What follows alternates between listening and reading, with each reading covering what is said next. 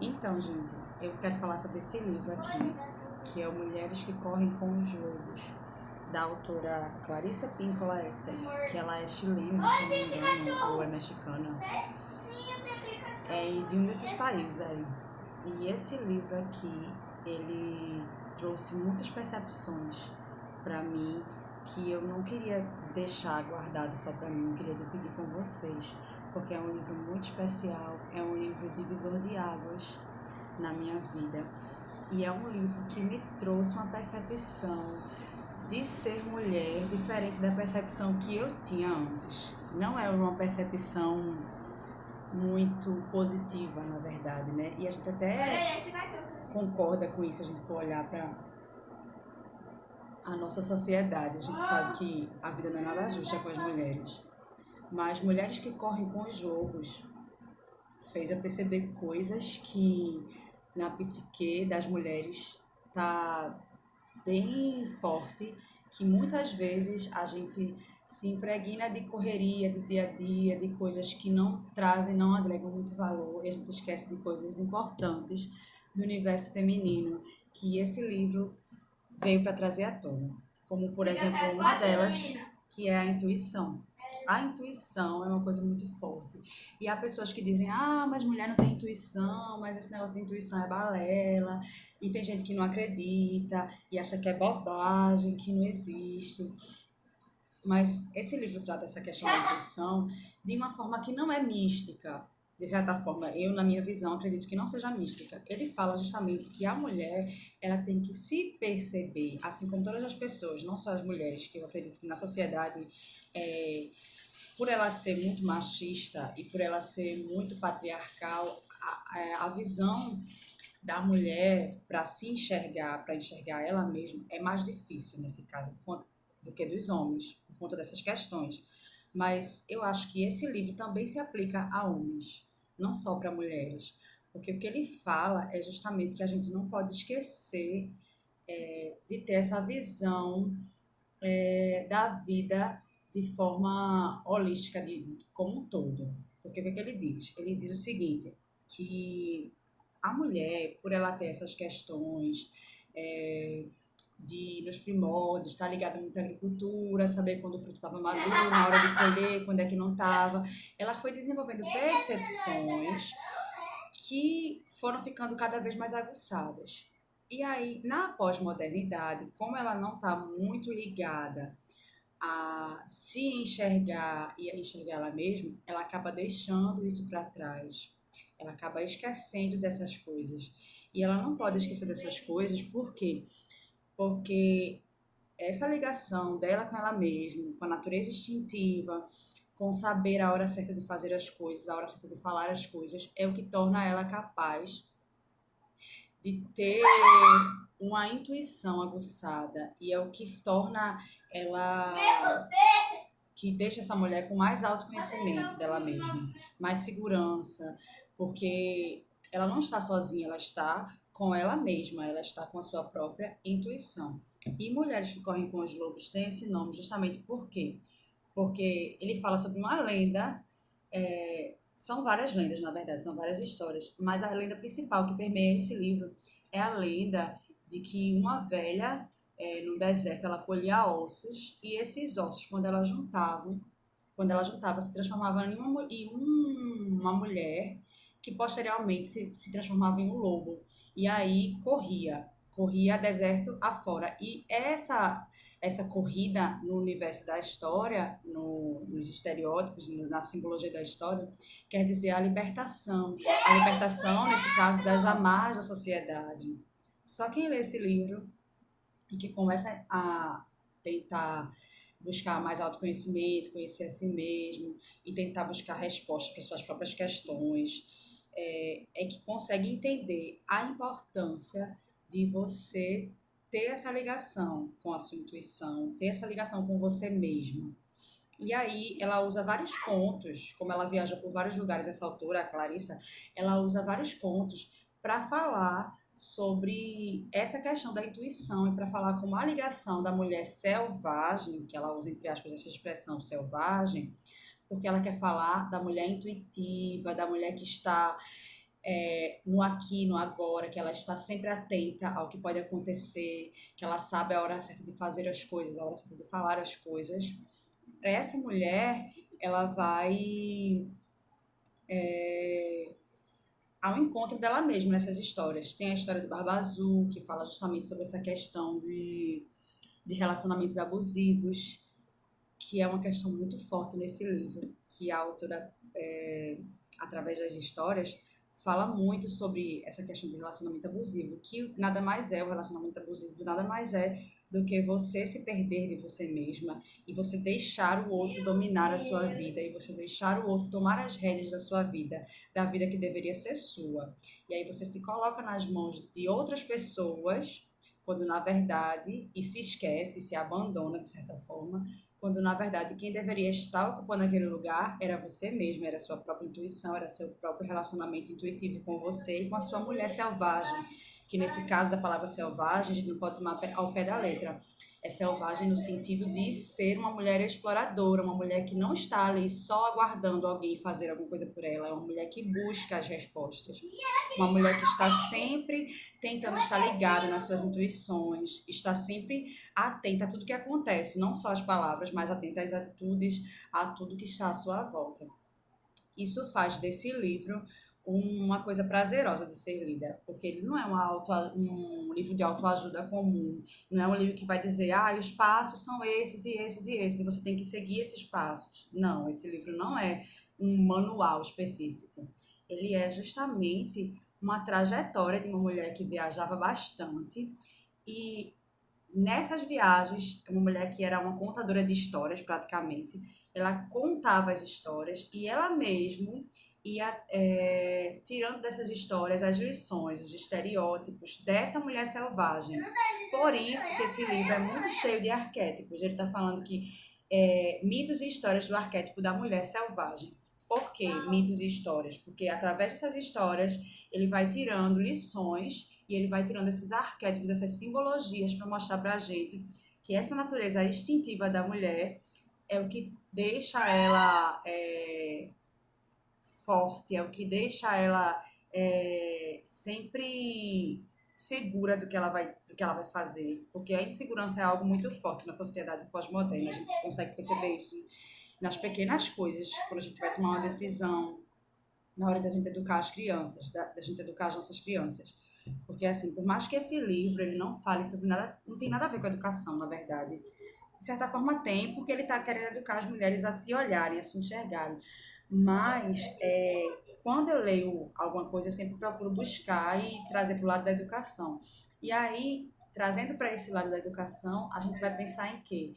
Que essa questão da educação e da mulher selvagem, no sentido de intuitiva e de rápida e de esperta, de saber tomar as atitudes certas e as decisões corretas, está muito ligado também à educação.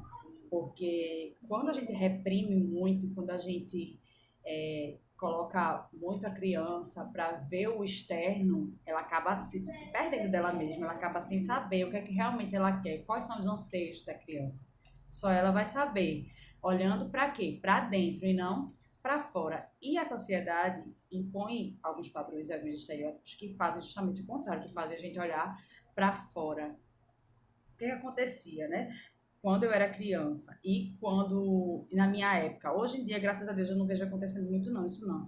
Quando alguma criança chorava ou quando estava em público, né?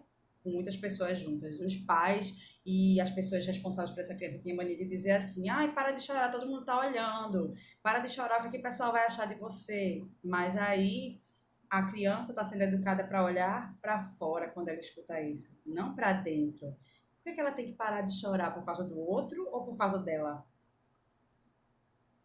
Entende?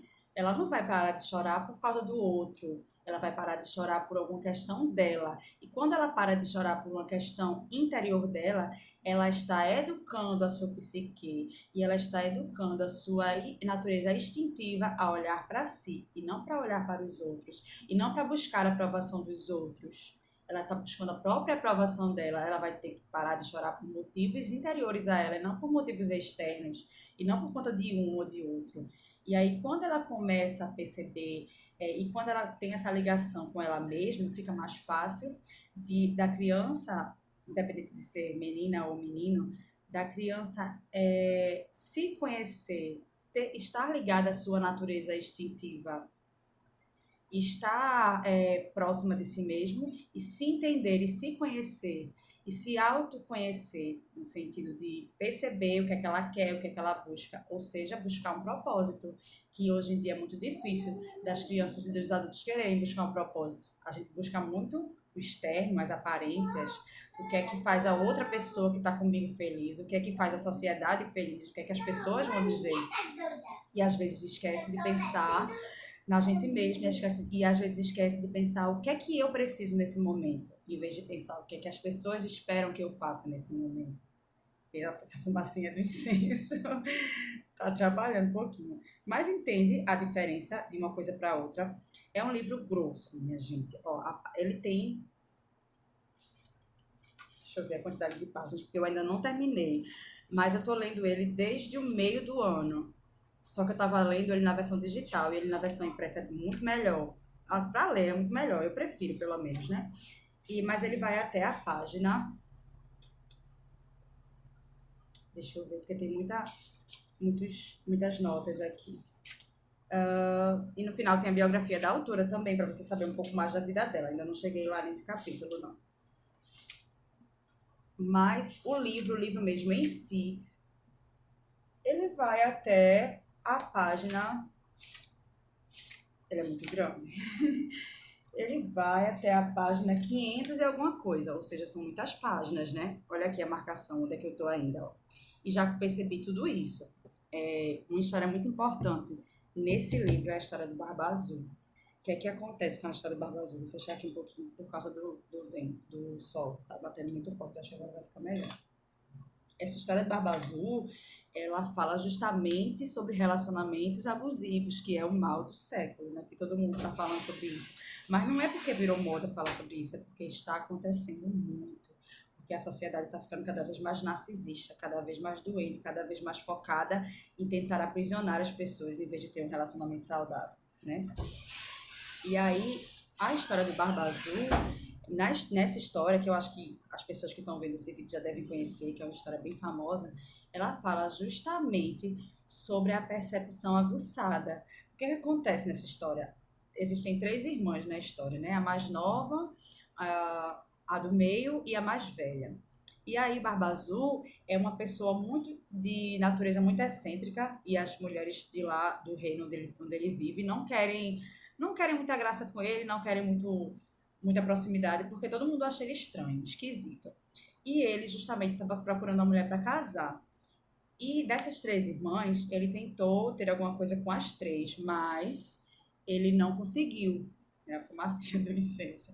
Ele não conseguiu ter nada com as mais velhas, ou seja, as que já estavam iniciadas com as suas percepções mais aguçadas, com a sua intuição mais desenvolvida. E aí ele foi para a mais nova. E na irmã mais nova, o que é que ele percebe? Que as coisas que ele fala encantam ela e ela não presta atenção nas atitudes e ela não fica pensando no que é que ela está sentindo quando ela está perto daquela pessoa, no que é que aquela pessoa traz para ela como sensações, não só como palavras. E aí vai acontecendo várias coisas no decorrer da história. E no final ela descobre que esse cara é um assassino que matava as mulheres que se casavam com ele. Ela descobre nesse quarto, num quarto escondido da casa, que esse cara pegava as mulheres, casava com elas e matava. E aí quando ela descobre isso, ele fala para ela que ela vai ser a próxima. E aí ela fica tentando enrolar ele até que os irmãos dela chegam e conseguem. Eles que matam ele, se eu não me engano, no final da história. E aí ela traz nessa história essa questão da irmã mais nova, que ainda não estava com a psique desenvolvida, com a intuição desenvolvida, mas no caso é um estereótipo, né? Porque a gente não pode dizer que é a irmã mais nova que não tem um estereótipo desenvolvido ou a psique desenvolvida, da mulher selvagem. Mas ele traz esses estereótipos dessas histórias, esses símbolos, essas simbologias da mulher selvagem nessas histórias para a gente perceber que. A gente se perceber, porque muitas vezes a gente entra num relacionamento, ou a gente, não só mulheres, homens também, isso acontece com todo mundo, e a gente basicamente entra sabendo que vai dar tudo errado. E a gente sabe que as intuições que a gente tá tendo é de que vai dar tudo errado, não só com relacionamentos, mas com tudo na vida que a gente pode passar. A gente sempre tem as intuições, né? E a gente sabe, meu Deus, eu sabia que não ia dar certo, eu sabia que ia dar merda. É basicamente isso, eu sabia que ia dar merda desde o início. Por que eu continuei? Por que será que a gente continua nas coisas, mesmo sabendo que ia dar, que não ia dar em nada? Porque a gente não se escuta. Na minha opinião, depois de ler esse livro, eu comecei a perceber isso, porque a gente não se escuta, porque a gente escuta o outro, a gente não foca no que a gente está sentindo, no que a gente está pensando, no que a gente está percebendo, a gente foca no outro, no que o outro fala, na massagem que o outro faz no nosso ego, que a gente é maravilhosa, que a gente é linda, que a gente é perfeita, quando na verdade aquela pessoa está fazendo o quê? Está fazendo uma projeção na gente.